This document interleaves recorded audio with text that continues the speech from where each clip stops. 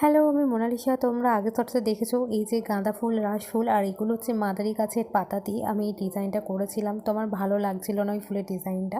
তারপর ওটাকে আবার মানে সরিয়ে ওই ফুলগুলো আবার নতুন করে একটা ফুলের ডিজাইন এই যে করতে বসেছি। এবারে ডিজাইনটা আমার কিছুটা ভালো লেগেছে। মনে হচ্ছিল যেন একটা ফুলের রাখি বানাচ্ছি আমি।